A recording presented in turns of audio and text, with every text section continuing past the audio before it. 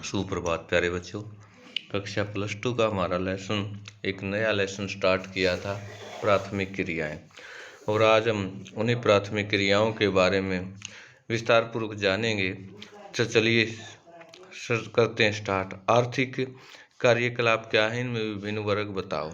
मनुष्य अपने जीवन यापन करने के लिए कुछ कार्यकलाप अपनाता है। मानवीय कार्यकलाप जिनमें आय प्राप्त होती है आर्थिक क्रियाकलाप कहलाते हैं। जिनसे मनुष्य कमाता है उन्हें आर्थिक क्रियाकलाप कहते हैं। इन्हें मुख्यतः 4 वर्गों में बांटा गया: प्राथमिक, द्वितीयक, तृतीयक, चतुर्थ। आदिम काल मानव के जीवन निर्वाह के 2 साधन बताओ। आदिमकालीन मानव अपने जीवन निर्वाह के लिए पर्यावरण पर निर्भर था। सबसे ज्यादा किस पर था? पर्यावरण पर, प्रकृति पर। पर्यावरण के 2 प्रकार है: खाद्य पदार्थ उपलब्ध थे पशुओं का खेत करके, खाने योग्य जंगली पौधे एवं कंदमूल एकत्रित करके। उन 3 प्रदेशों के नाम लिखो जहां वर्तमान समय में भोजन संग्रह एकत्रीकरण प्रचलित है। भोजन संग्रह एकत्रीकरण विश्व के इन प्रदेशों में किया जाता है: उच्च अक्षांश के क्षेत्र में, जिनसे उत्तरी कनाडा, उत्तरी यूरोपीय एवं दक्षिणी चिली। निम्न अक्षांश के क्षेत्र में अमेजन बेसिन, उष्णकटिबंधीय अफ्रीका, ऑस्ट्रेलिया एवं दक्षिण पूर्वी एशिया का आंतरिक प्रदेश है। चलवासी पशुचारण से क्या अभिप्राय? इसमें मूल आवश्यकताओं की पूर्ति कैसे होती है? चलवासी पशुचारण एक प्राचीन जीवन निर्वाह व्यवसाय रहा है। पशुचारक अपने भोजन, वस्त्र, शरण, औजार एवं यातायात के लिए पशुओं पर निर्भर रहते हैं। वे अपने पालतू पशुओं के साथ पानी एवं चारागाहों की उपलब्धता की तलाश में एक स्थान से दूसरे स्थान तक फिरते हैं। ये पशु इन्हें कपड़े, शरण, औजार और यातायात की मूल आवश्यकताएं प्रदान करते हैं। राजनीतिक सीमाओं उसका अभिरोपण, कई देशों द्वारा नई बस्तियों की योजना बनाना।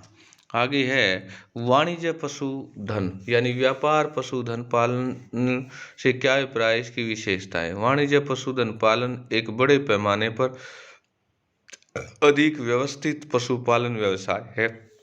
इनमें भेड़, बकरी, गाय, बैल, घोड़े पाले जाते हैं जो मानव को मांस, खाले और ऊन प्रदान करते हैं। विशेषताएं: यह एक पूंजी प्रदान क्रिया है तथा वैज्ञानिक ढंगों पर व्यवसायिक क्रिया। पशुपालन विशाल क्षेत्र के रैंचों पर होता है।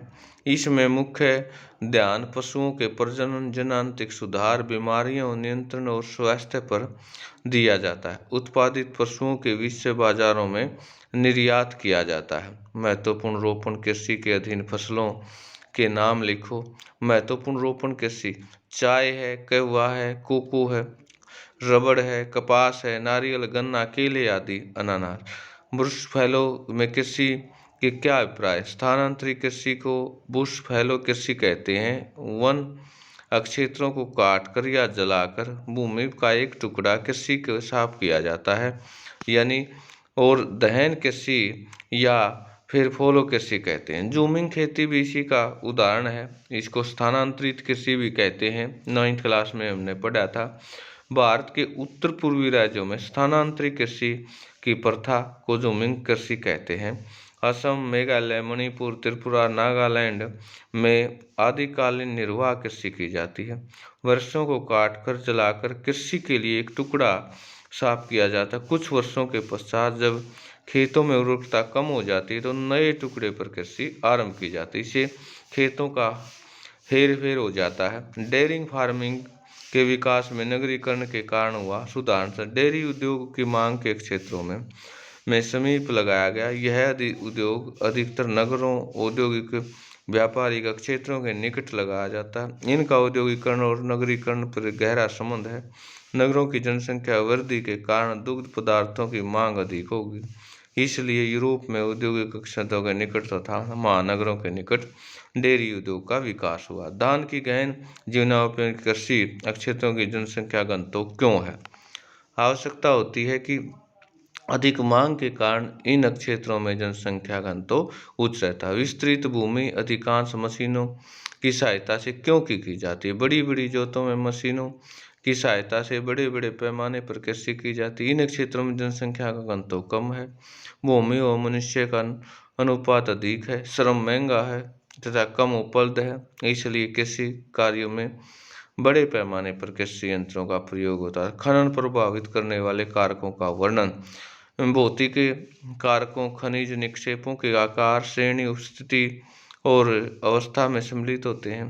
आर्थिक कारक से खनिज की मांग, विद्यमान तकनीकी ज्ञान, उद्योग और अवसंरचना के विकास में उपलब्ध पूंजी, यातायात के श्रम में होने वाला व्यय आता है। धरातलीय और भूमिगत खनन में अंतर।